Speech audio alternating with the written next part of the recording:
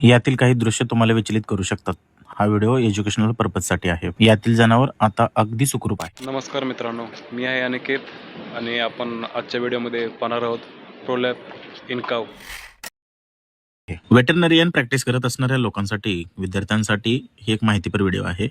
हा पहा, प्लासेंटा आणि कॉटिलिडन्स यांच्यामध्ये कशी अटॅचमेंट असते आणि ती कशी रिमूव्ह होते हे पहा. अशा प्रकारे हे रिमूव्ह होत असते आणि हे जे काही कॉटिलिडन्स आहेत त्याला बघा, हनीबिन नेस्ट म्हणजे मधुमक्कीच्या छत्तासारखा दिसणारा घटक आहे तो युट्रेसकडे असतो आणि ज्या पिन्स आहेत त्या असतात प्लासेंटाकडे. तर ते एकमेकांमध्ये अटॅच होऊन गायीपासून जे मिळणारं न्यूट्रिशन आहे ते वासरापर्यंत पोहोचवण्याचं काम होतं. हे प्रोलॅप्स झाल्यानंतर पहिल्यांदाच व्हिज्युअलायझेशन झालेलं आहे, म्हणजे हे दिसू शकले आपल्या डोळ्यांनी. याआधी फक्त आपल्याला अंदाजानेच हे काढावं लागत होतं. याच्यामध्ये कशा पिन्स असतात, हे कसे हनीबिन नेस्ट असतं हे फक्त अंदाजे आणि आकृत्यातूनच पाहावं लागत होतं. आणि हे सगळं करत असताना स्वच्छतेची काळजी घेतलेली आहे बरं का.